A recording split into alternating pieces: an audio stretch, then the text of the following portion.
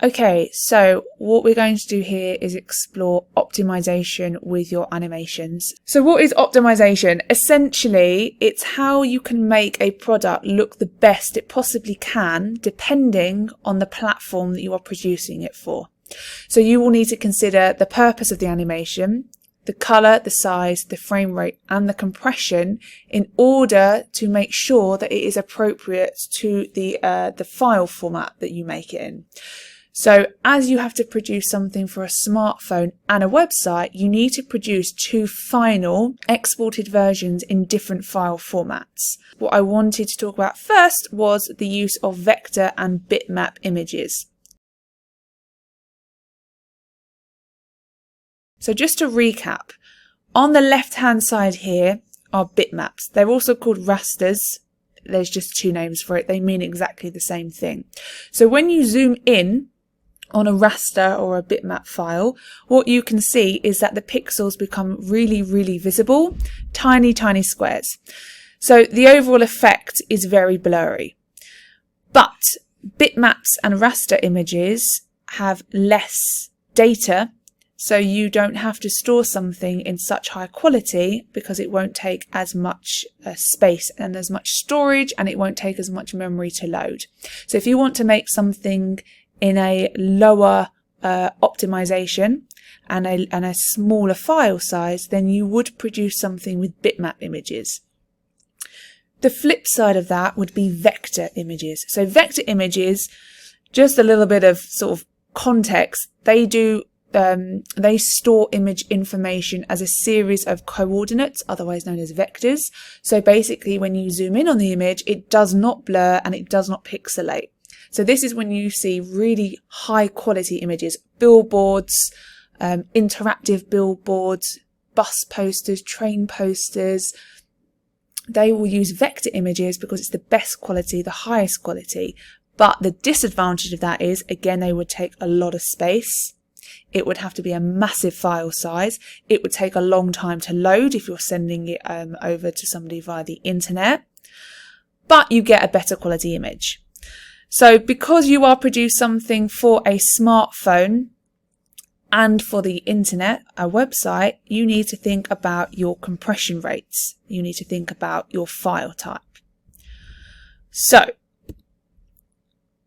the file format must correlate with the requirements of the brief. So on the very front page of your brief, this will tell you about the different file formats that are required at the very end of it. As this unit is concerned with producing an animation for online distribution, specifically a phone app, and the brief specifies a smartphone device and a website, you need to consider the correct export option. So this is why I've told everybody to end up with their animations in Final Cut, because we can support you with the optimization. Two files that you are going to need to know about: a .mov and a .mp4. A .mov is known as a QuickTime file in Final Cut Pro. It's just Apple's way of being a little bit different.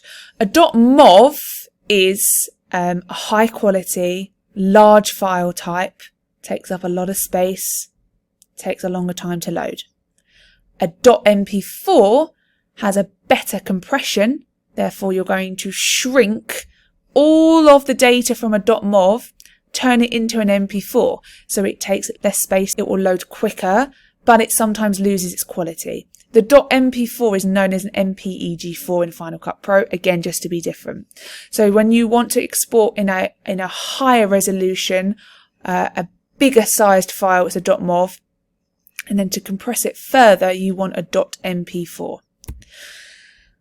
Something just to be aware of, and this course doesn't require us to explain what video codecs are. If you are knowledgeable with this area, it's definitely something you can talk about in your merit task, but just make sure when you do export that your video codec is H.264.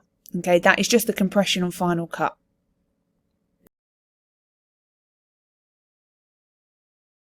High quality and high resolution. So you need to export a file, a final animation, as a high quality, high resolution file. So the way to do this is ensure that you are using images that are vectors. So you might in your merit task want to say, here's my high quality file. Here are some vector images that I've used as backgrounds or as prop images or different assets. You might also want to include a moving image background. So some of you have got trains moving. So you might want to import into your higher quality file a moving background, and then you're going to export that as your high quality file. .mov files, they produce large files. Footage, effects and text will be a much better quality with a lower degree of compression because you're not squeezing it. Think of compression as something being squeezed. We're not going to do that with a .mov file. The disadvantage is that it's very difficult to send over the internet, and it takes longer to download and stream onto a black box device. So if you've ever been at home and you're trying to download onto your phone something via Netflix or from BBC iPlayer, if you're doing it over 4G or 5G and you're trying to download, let's say, a 2.5 hour film, it's going to take you a long time. And that's because you're downloading a .mov file, and it's going to take a lot of time to download all of the data from a file onto a black box device. Similarly, it's difficult to send it over the internet. The actual method of sending it over the internet isn't difficult, but the actual file being sent via the internet is difficult. However, the advantages are that the details of the animation that you're going to produce, they get picked up much better, and you don't lose any content. So I don't know if anyone has ever seen footage sometimes where it judders a bit, or you do something called you drop frames, and what that will do is it will take tiny little frames from your footage and it will delete them, and it looks as though it's juddering, and that is because some kind of information has been deleted, it's been lost. This doesn't happen with a high quality file, with a .mov file, and it results in your ultimate file being more complete. It's a much clearer production, and then all the details, sort of the behind the scenes, are all included. So we have something called object descriptors. So in Final Cut, once you put an image in, it will have loads of information connected to it. Object descriptors, scene descriptors, and other object-oriented file structures which run in the background. Everything that you don't see, it's rendering your files. It's got descriptors connected to it. They all have to work properly so that once you export it, they all show up properly when you're viewing it. Files won't be compressed with .mov files. Okay, so what I mean by files are images, footage, any text shots, any transitions, any edit effects. Nothing is shrunk down to a smaller size, so it will all play back with a very high quality.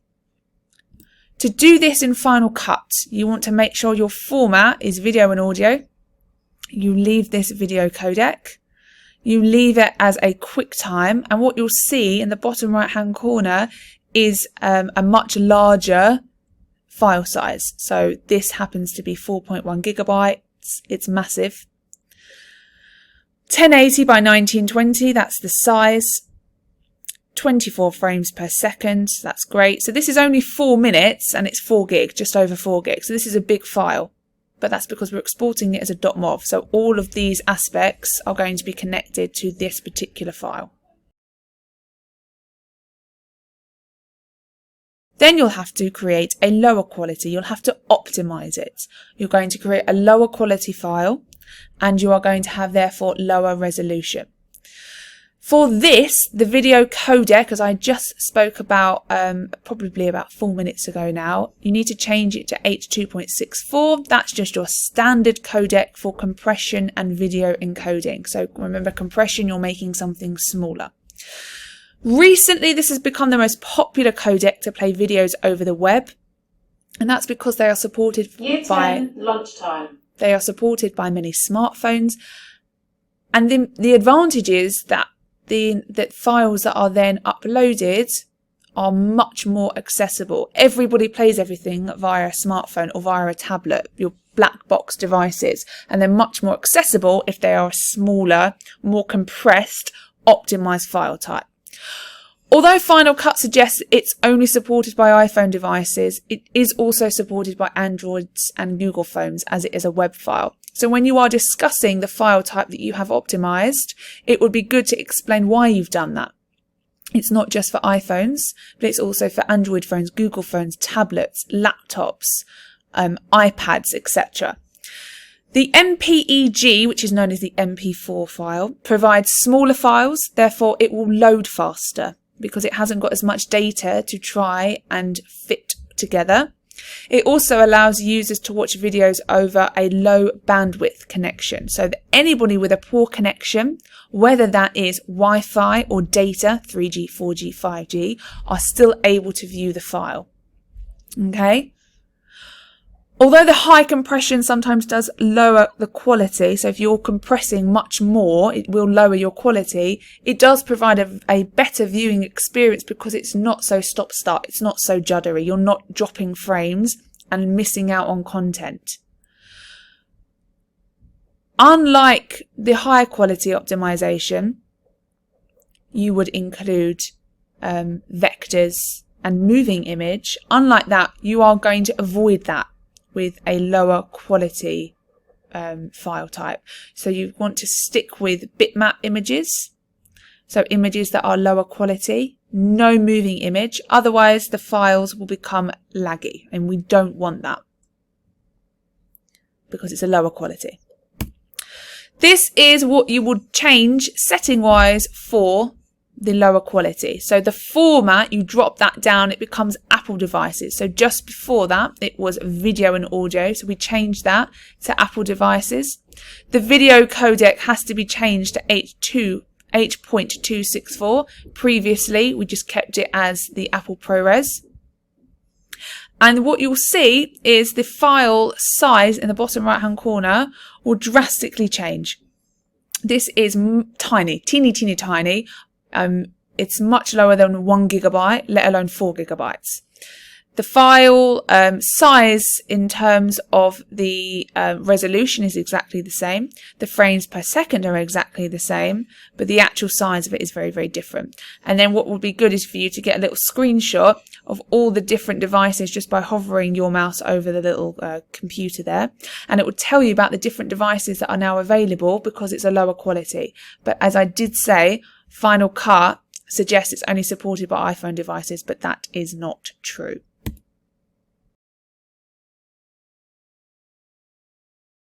These two links here will really help you to understand frame rates. This one here is more interactive. It shows videos.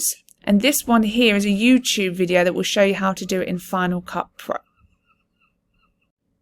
So what is a frame rate? Frame rate, otherwise known as FPS, or frame rates per second, is the speed at which individual still photos known as frames are captured by a recording device and projected onto a screen. Ultimately, every time you take video, your camera, your device, whatever you're recording on, is just taking thousands and thousands of individual photos, and the actual technology itself is putting it all together to create what's the illusion ultimately of moving image. Normal motion is achieved when the capture frame rate equals the projection frame rate. Okay, so a lot of footage that you'll see is in 24 frame rates per second. If you want slow motion, it becomes over 60 frame rates per second because there are more photos that are happening over less time. Okay, so this link here, as I said, is much more interactive. There's a really good video here that explains frame rates because this will help you with your distinction task. So as I said there, 24 frame rates per second, the most cinematic look. 30 frame rates per second used by television. 60 frame rates per second, this is much more, we're entering slow motion stage, and obviously super slow motion, 960 frame rates per second. So I'll share this video. I will also, this link, sorry, I will also share this video here because this video will explain to you how to use frame rates per second within Final Cut Pro. So hopefully this video here will help you and support you with the optimization and frame rates for the merit task and the distinction task. You need to explain why you've exported something in a .mov, why you've exported it in a .mp4, the advantages, the disadvantages, the changes you've made for your merit task, and then you need to talk about frame rates and your final animation within your distinction task.